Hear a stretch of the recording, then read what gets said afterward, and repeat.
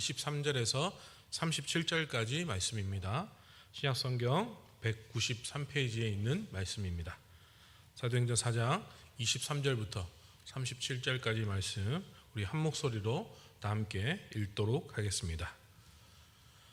사도들이 노임에 그 동료에게 가서 제사장들과 장로들의 말을 다 알리니 그들이 듣고 한 마음으로 하나님께 소리 높여 이르되 대주제여 천지와 바다와 그 가운데 만물을 지으신 이요 또 주의 종 우리의 조상 다윗의 입을 통하여 성령으로 말씀하시기를 어찌하여 열방이 분노하며 족속들이 허사를 경영하였는고 세상의 국왕들이 나서며 관리들이 함께 모여 주와 그의 그리스도를 대적하도다 하신 이로소이다. 과연 헤롯과 본디오 빌라도는 이방인과 이스라엘 백성과 합세하여 하나님께서 기름 부으신 거룩한 종 예수를 거슬러 하나님의 권능과 뜻대로 이루려 예정하신 그것을 행하려고 이 상에 모였나이다.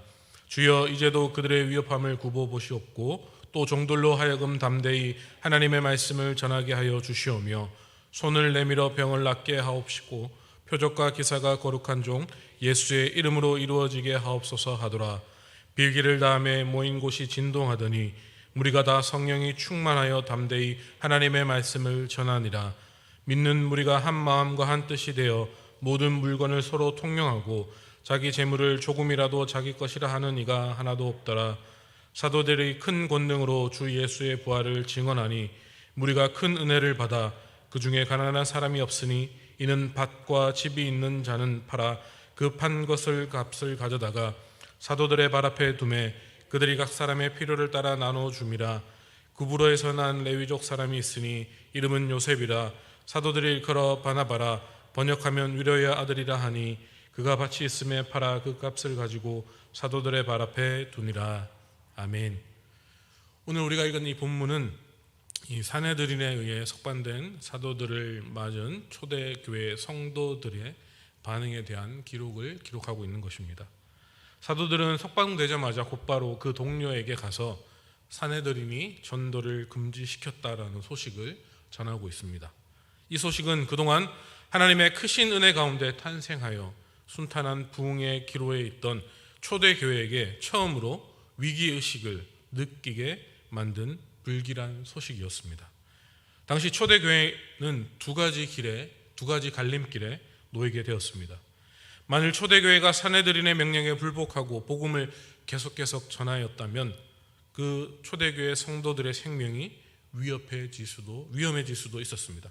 그렇다고 이 사내들인의 위협이 두려워 교회가 복음을 전하지 못한다면 교회는 스스로 소멸될 것이었습니다. 초대교회 성도들은 이리 할 수도 없고 저리 할 수도 없는 큰 위기를 맞이하게 됩니다. 이때 초대교회 성도들은 어떻게 했습니까?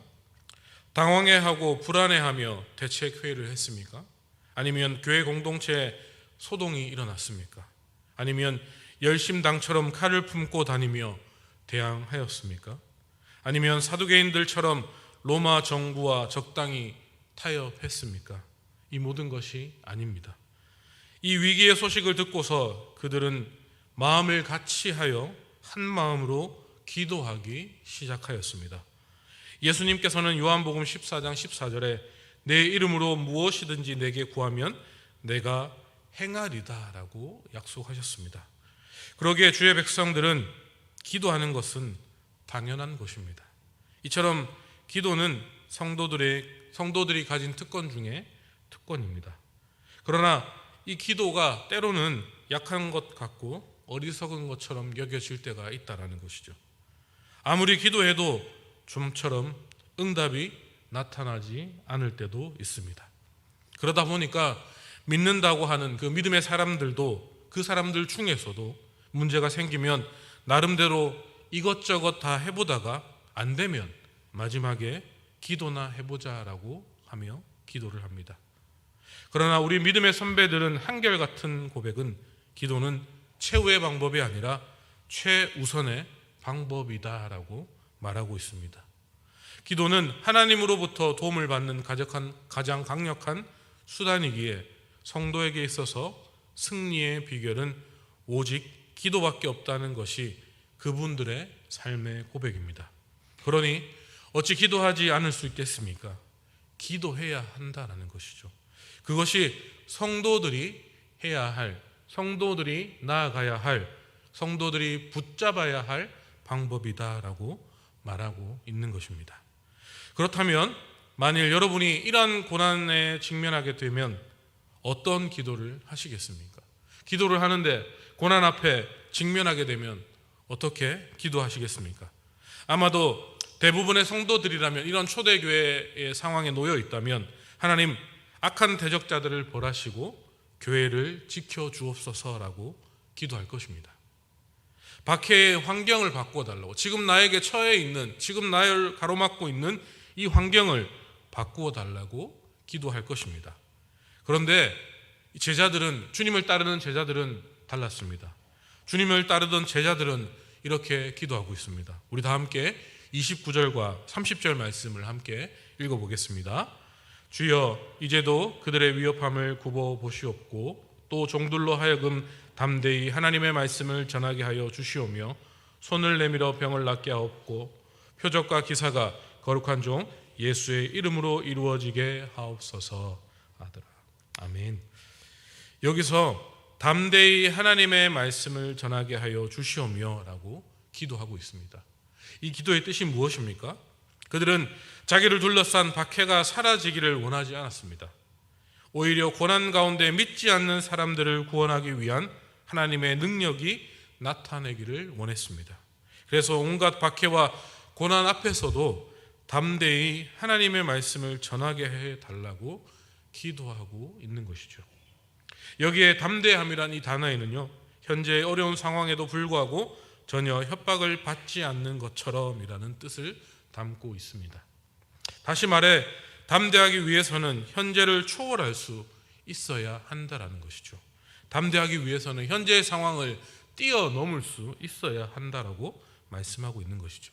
사랑하는 성도 여러분, 제자들이 산헤드린의 협박에도 불구하고 전혀 협박을 받지 않는 것처럼 담대하게 복음을 전할 수 있었던 이유가 어디에 있습니까?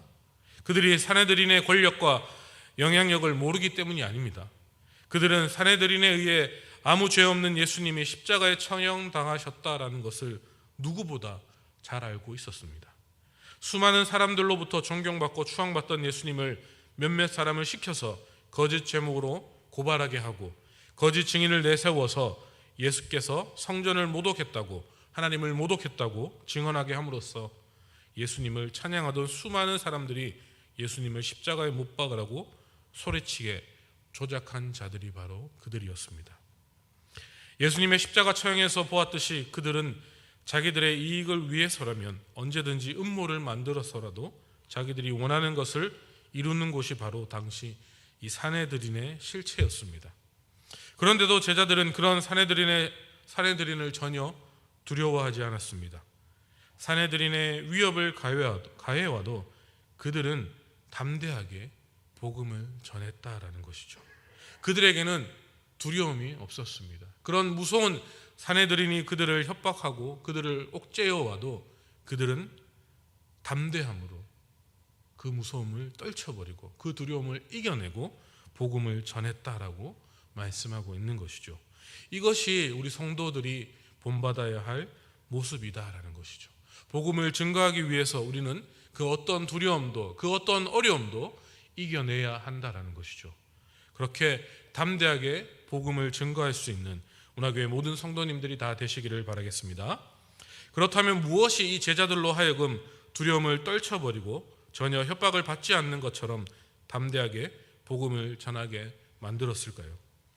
이 사도행전 4장에서 제자들을 수식하는 중요한 문구가 하나 있습니다.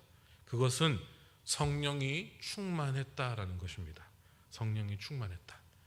베드로와 요한은 산헤드린에 끌려갔을 때에도 베드로가 성령이 충만하여 산헤드린에서 담대하게 복음을 전했다라고 4장 8절에서도 말씀하고 있습니다.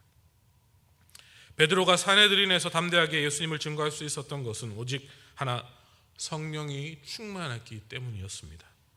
사도행전 저자 누가는 이 사실을 강조하기 위해서 오늘 본문 31절에서도 무리가 다 성령이 충만하여 담대히 하나님의 말씀을 전했다라고 기록하고 있다라는 것이죠. 그러나 성도 여러분, 세상은 분명히 우리보다 크고 힘이 강합니다. 이 세상을 이길 수 있는 힘이 우리에게는 없습니다. 우리를 협박하는 세상의 협박을 우리의 힘으로 막아낼 수도 없고 또 우리의 힘으로 이겨낼 수도 없습니다. 또한 우리에게 피할 길도 없다라는 것이죠. 초대교회 당시 사내들인의 협박도 단순히 말로만 그친 협박이 아니었습니다. 실제로 초대교회에서 얼마나 많은 사람이 그 협박대로 잡혀갔는지 모릅니다. 그리고 수많은 사람들이 목숨을 잃었습니다. 사도행전 7장의 스데반 역시 그 협박을 거부하고 복음을 전하다가 돌에 맞아 죽었습니다. 협박이 협박으로 그치는 것이 아니라 현실로 나타나게 되었다라는 것이죠. 그런데도 성도들은 두려워하지 않고 담대하게 복음을 전했습니다. 죽음을 두려워하지 않고 복음을 전했다라는 것이죠. 그러나 여러분, 그들이라고 왜 사내들인의 공회의 협박이 어찌 두렵지 않았겠습니까? 죽는 것이 왜 그들이 두렵지 않았겠습니까? 감옥에 갇히고 순교를 당해야 하는 것이 왜 무섭지 않았겠습니다. 그러나 성령 충만한 그들에게는 박해가 결코 복음을 멈출 만한 두려움이 되지 못했다라는 것이죠. 사랑하는 성도 여러분, 성령은 하나님의 영입니다. 이 사실을 믿으십니까?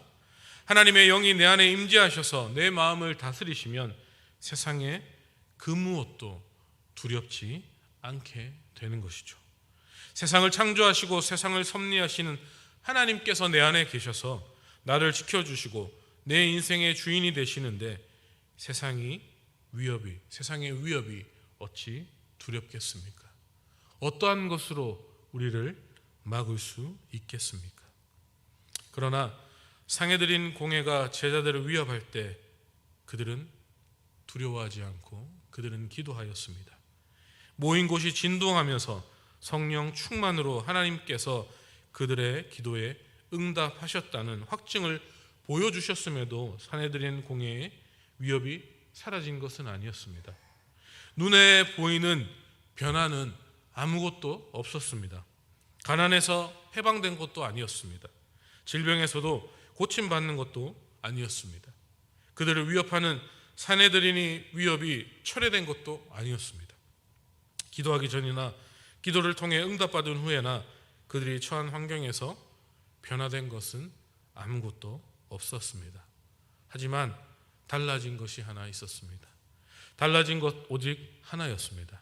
그들의 마음에 담대함이 생겼다라는 것입니다. 무엇으로요? 성령 충만함으로 그들이 담대해졌다라고 말씀하고 있는 것입니다. 사랑하는 운하교회 성도 여러분, 우리 성도의 담대함은 오직 성령 충만함에서 비롯되는 것입니다. 주위의 환경이 좋아지고 내 생각이나 신념이 강해질 때의 담대함이 아니라 성령 충만함에서 주어지는 담대함이어야 세상을 이길 수 있고 믿음의 승리를 누릴 수 있게 된다라고 말씀하고 있는 것이죠. 운하교회 모든 성도님들이 성령 충만하여져서 담대해지는 성도님들이 다 되시길 바라겠습니다. 오늘 우리가 이 자리에 모여서 기도하는 이유가 바로 여기 있다라는 것이죠. 성령 충만하여져서 담대함으로 우리 앞에 놓여 있는 문제, 우리를 가로막고 있는 그 어려움들, 나의 상황, 나의 환경은 변하지 않지만 하나님께서 부어주시는 그 성령의 충만함으로, 담대함으로 그 모든 상황과 환경을 다 내려놓고 성령 충만함으로 담대히 승리의 길을 걸어가실 수 있는 운하교회 모든 성도님들이 다 되시길 바라겠습니다. 오늘 이 새벽에 담대함으로 초대하시는 하나님의 음성에 순종할 수 있는 저와 여러분이 되시길 바라겠습니다. 오늘 이 시간 주님 앞에 간절하게 기도할 때에 하나님, 나의 상황과 나의 환경이 변하지 않지만 하나님께서 부어주시는 그 성령의 충만함으로 내 안에 담대함이 넘쳐나게 하셔서 나의 문제들과 나의 모든 것들을 바라보지 않고 하나님만을 바라볼 수 있는 능력을 우리에게 허락하여 주시옵소서. 이렇게 하나님께 머리 숙여 간절하게 기도하는 운하교회 모든 성도님들이 다 되시기를 주님의 이름으로 간절히 소망하고 축복합니다. 아멘. 기도하겠습니다.